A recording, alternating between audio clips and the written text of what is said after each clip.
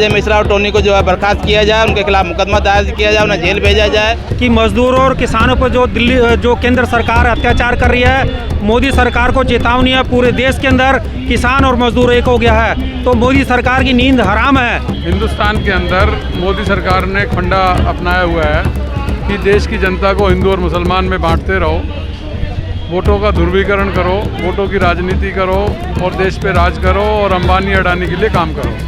2 महीने से पेमेंट नहीं, 17,000 में 10,000 देते हैं। अब सुनाइए वे बच्चे क्या खाएंगे।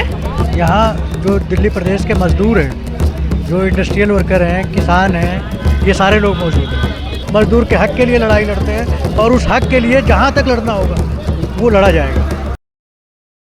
संयुक्त किसान मोर्चा और ट्रेड के संयुक्त प्लेटफार्म से आज पूरे देश में काला दिवस मनाया जा रहा है। लखीमपुर खीरी की जो घटना है, जिसमें केंद्रीय मंत्री और उनके बेटे ने किसानों को कुचल के मार दिया, उनके खिलाफ कोई कार्रवाई नहीं हुई, उनको बर्खास्त करने की जो मांग है वो लगातार चली आ रही है। उसी मांग को लेकर के जो है अजय मिश्रा और टोनी को जो है बर्खास्त किया जाए, उनके खिलाफ मुकदमा दायर किया जाए, उन्हें जेल भेजा जाए।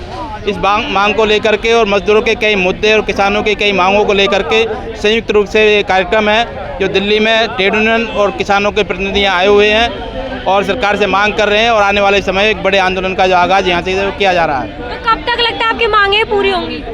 जब तक सरकार मांगों को पूरी नहीं करेगी तब तक संघर्ष लगातार निरंतर जारी रहेंगे। तो सर आपको क्या लगता है आपकी मांगें कब पूरी करेंगे, कब आप इनको न्याय मिलेगा? देखिए, हम सरकार के खिलाफ हैं और हमारी मांग यही है कि मजदूरों और किसानों पर जो केंद्र सरकार अत्याचार कर रही है, मोदी सरकार को चेतावनी है, पूरे देश के अंदर किसान और मजदूर एक हो गया है, तो मोदी सरकार की नींद हराम है। हम लोग की जब तक आवाज़ उसके कानों तक मोदी तक जा रही है, आज जो मोदी सरकार के जो मंत्री हैं, जो भ्रष्टाचार में लिप्त है, जिन्होंने किसानों के मर्डर किए, उन पे आज वो मोदी के गोदी में बैठे हुए हैं, उसके लिए आज काला दिवस मनाया जा रहा है पूरे देश के अंदर। और मोदी सरकार को मालूम है कि जो आज आपको ये भी मालूम होना चाहिए कि मोदी सरकार की मध्य प्रदेश के अंदर उल्टी गिनती शुरू हो गई है। उत्तर प्रदेश के जो मिनिस्टर हैं उन्हें भी वहाँ पर विधानसभा का चुनाव लड़ाने के भेज रहा है। तो मोदी सरकार को पता है कि किसान और मजदूर एक हो गए हैं, तो उसकी नैया डोलमोल हो रही है। इसलिए किसान और मजदूरों का जो पूरे देश के अंदर जो आंदोलन है, इसकी पूरी रूपरेखा है मोदी की सरकार को 24 में नींव हिला के रहेंगे। क्या लगता है इसका असर 2024 के लोकसभा चुनाव पे पड़ेगा? 2024 के लोक चुनाव से पहले पांच राज्यों के विधानसभा का चुनाव है, इसके अंदर मोदी सरकार को पता लगेगा। और हम लोग की आज मांग यही है कि जो टैनी है, जो उसमें अजय मिश्रा जो हैं, उसके मिनिस्टर जो गृह मंत्री है, उसको जब तक अरेस्ट नहीं करेगा तो ये वहाँ पर हम लोग चुनाव के अंदर भी उसके जाके खिलाफ प्रचार करेंगे, किसान और मजदूर करेंगे। और मोदी सरकार की जितने भी भ्रष्टाचार के जो मंत्री हैं, उनके खिलाफ किसान और मजदूर एकजुट हो गया है। वो मोदी सरकार को चैन से बैठने देने वाले नहीं हैं। न्याय तो हमें मिलेगा, आज नहीं तो कल मिलेगा हमें। तो सर आपको क्या लगता है, मतलब कब आपको न्याय मिलने वाला है? न्याय तो मिलेगा और ये राजनीतिक लड़ाई है। सरकार में जो लोग बैठे हुए हैं वो किसानों के, मजदूरों के, महिलाओं के, छात्रों के, नौजवानों के, देश की जनता के विरोध में काम कर रहे हैं और सिर्फ पूंजीपतियों के पक्ष में काम कर रहे हैं। क्या लगता है, मतलब मोदी सरकार की राज में बोलते हैं कि जो अमीर लोग अमीर होते आ रहे हैं, गरीब लोग गरीब होते जा रहे हैं, तो मतलब क्या लगता है गरीबों की, मतलब आप लोगों की मतलब बात सुनेंगे या नहीं सुनेंगे, बात दबा देंगे? हिंदुस्तान के अंदर मोदी सरकार ने एक फंडा अपनाया हुआ है कि देश की जनता को हिंदू और मुसलमान में बांटते रहो, वोटों का ध्रुवीकरण करो, वोटों की राजनीति करो और देश पे राज करो और अंबानी अडानी के लिए काम करो। ये मोदी सरकार का फंडा है। तो ये जो लगातार 24 अगस्त को तालकटोरा स्टेडियम में एक कन्वेंशन हुआ था किसानों और मजदूरों का, उन्होंने ये तय किया है कि हम लगातार मोदी सरकार के खिलाफ संघर्ष करेंगे। अभी आज ये काला दिवस पूरे हिंदुस्तान के अलग अलग राजधानियों में, देश के राज्यों की राजधानियों में मनाया जा रहा है। यही मांग को लेके कि मज़दूरों के साथ, मज़दूरों की जो मांगे हैं, चाहे वो निजीकरण हो, चाहे वो उदारीकरण हो, भर्ती पे पाबंदी हो, पुरानी पेंशन योजना हो, इन सारी चीज़ों को आप जो है ना मज़दूरों की मांगों को सुने। और दूसरा, किसानों आंदोलन के ऊपर जो भी किसानों की मांगे थी, जो उन्होंने आय दुगनी करने की बात की थी, जो 700 शहीद हो गए किसान आंदोलन में, उनको मुआवजा देने की मांग है, जो वहाँ पर उनकी आय दुगनी करने की बात है, जो किसानों के जो फैसले थे, जो उनको MSP देने की बात है, उनको वो सरकार लागू करे। नहीं तो आने वाले समय में मोदी सरकार को बहुत विरोध तो का बोलते हैं मोदी जी के राज में मतलब उन्होंने महंगाई इतनी बढ़ा दी है। मतलब सारी चीज़ें बढ़ रही हैं ना, महंगाई भी बढ़ रही है, निजीकरण भी बढ़ रहा है ना, देश में दंगे बढ़ रहे हैं, देश में नफरत बढ़ रही है और इसी नफरत का मोदी सरकार फ़ायदा उठाना चाहती है।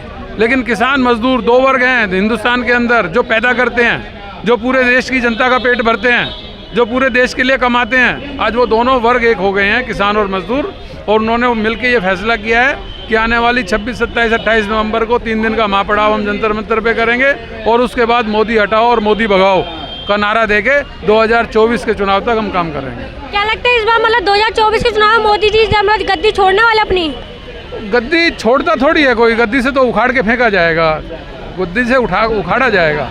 अभी देखा आपने कर्नाटक में और हिमाचल में जो चुनाव हुए हैं उनमें इन्होंने कितना सांप्रदायिक ध्रुवीकरण करने की कोशिश की है कर्नाटक के अंदर, लेकिन वहाँ की जनता ने सांप्रदायिक ध्रुवीकरण को एक तरफ करके जनता की मांगों के ऊपर वोट किया है और वहाँ से बीजेपी को उखाड़ के फेंक दिया है। देश की जनता भी ध्रुवीकरण के नाम पर वोट नहीं करेगी, अपनी मांगों के लिए, अपनी आर्थिक स्थिति के लिए, अपनी वर्गीय एकता के लिए, हिंदू मुसलमान में प्रेम और सौहार्द और देश की एकता की, जनता की एकता के लिए काम करेगी और मोदी सरकार के खिलाफ वोट करेगी। अगर आपको न्याय नहीं मिलेगा तो आपका अगला कदम क्या होने वाला है? लड़ाई, संघर्ष के अलावा और क्या है। मैं जमुना पार में जल बोर्ड के अंदर काम करता हूँ, मैं रिटायर हो गया हूँ। मेरे आदमी अभी 2 महीने से पेमेंट नहीं हुई। 17,000 रुपये मिलते हैं उनको, जिसमें वो 10-10,500 रुपये देते हैं। 2 महीने से पेमेंट नहीं हुई, 17,000 में 10,000 देते हैं। अब सुनाइए वे बच्चे क्या खाएंगे, कहाँ से आएगा उनको? एक बीमार पड़ा है जिसमें इलाज के लिए कहाँ से पैसे आएंगे उसको? और 1 महीना हो गया कहते कहते, किसी अफसर के मुँह पे जूं नहीं रहेंगी अभी तक। सब जगह समस्या है, पानी की, सीवर की, आप कहीं से भी उठा के देख लो। और बोले ना डीटीसी बस वालों तक के पैसे नहीं दिए। हाँ, डीटीसी के कल परसों अभी रैली हुई थी, उसमें भी हंगामा हुआ, उनके पैसे नहीं दिए। वही ठेकेदार वाला हिसाब है, ठेकेदार को पेमेंट देते हैं 17,000 और कर्मचारी को देते हैं 10,000। तो ये नीचे से ऊपर तक जाते हैं, कर्मचारी को तो मिलते ही नहीं है, उसके नाम पे पैसे मिलते हैं। ये उसको पूरे पैसे मिलने चाहिए, न तो ESI मिलता है, न PF मिलता है उसको, न कुछ मिलता है। जब जी में आया टेंडर में रख लिया, कल को हटा दिया और रख लिया। काम सिखाते हैं पुराने को और नए आदमी रख लेते हैं, किस लिए? कोई शिकायत नहीं करता। बताइए उसका क्या इंतजाम है? मतलब ये प्रोटेस्ट कब तक चलने वाला है?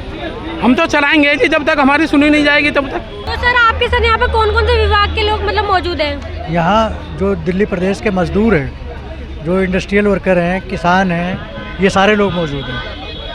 तो मतलब क्या लगता है आपकी मांगे कब पूरी होने वाली है? नहीं, हमारी मांगे पूरी हो ना हो, लेकिन हमारा आंदोलन है। हम लोगों ने इसके पीछे भी गवर्नमेंट ऑफ इंडिया के खिलाफ अपने तालकटोरा स्टेडियम में पीछे प्रोग्राम किया था, उनको अल्टीमेटम दिया था कि आप लोग जो कानून है उस कानून को मत बदलिए। जो 44 कानून है उसको 4 लेबर कोड में बदलने वाले हैं, उसके खिलाफ हम लोगों ने वहाँ भी किया था और यहाँ भी कर रहे हैं।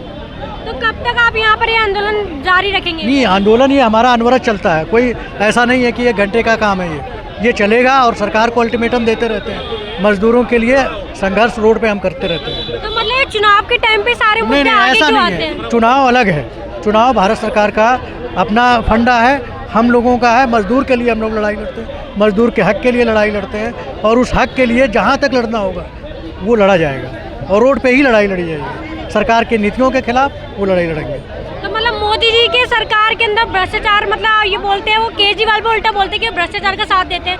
तो मोदी जी की सरकार के अंदर भ्रष्टाचार फैल रहा है, तो उस पर आप क्या कहेंगे? नहीं, मोदी सरकार के जो भ्रष्टाचार हैं वो अलग के लेवल के भ्रष्टाचार हैं। वो गरीब, उनके राज्य में गरीब गरीब होता जा रहा, अमीर अमीर होता जा रहा, वो भ्रष्टाचार का लेवल अलग है। और जो केजरीवाल की बात कर रहे हैं, केजरीवाल सरकार जो आई थी अपने अस्तित्व में, तो उन्होंने कहा था कि हम इस व्यवस्था को बदल देंगे, लेकिन वो भी आकर के उसी व्यवस्था में लग गए। केजरीवाल ने अभी से दोबारा से कसम खा के बोला है कि मतलब अपने देश को नंबर 1 बना के छोड़ेंगे। क्या लगता है इस बार में झूठी कसम है? बिल्कुल झूठी कसम है। उनके कसम का कोई मायने नहीं है, वो रात दिन कसम खाते रहते हैं, वो बेकार है। तो क्या लगता है मतलब कांग्रेस आनी चाहिए? नहीं, कांग्रेस नहीं आनी चाहिए। मजदूर की पार्टी है, मजदूर के संगठन है। कांग्रेस से ऐसा नहीं है। अभी तो उन लोगों ने इंडिया अलायंस बनाया हुआ है, अलायंस को लोग जो है कह रहे हैं। अब अलायंस के अंदर क्या है कि सभी 28 पार्टियां जो इकट्ठी हुई हैं, उन लोगों के अपने मताधिकार हैं, वो लोग चुन के आएंगे तो गरीबों की बात रखी जाएगी और जो भारत सरकार बीजेपी की गवर्नमेंट है, जिन्होंने कानून बदलने का ठेका लिया हुआ है, उस पर अंकुश लगेगा। हमारी तो ये लड़ाई है। मतलब जो विपक्षी पार्टी जो गठबंधन की सरकार आ रही है, क्या लगता है बीजेपी पे मतलब इतनी भारी पड़ रही है बीजेपी इन पे, क्या मतलब बीजेपी को हरा पाएंगे? नहीं, ऐसा नहीं है कि बहुत भारी पड़ रही है बीजेपी।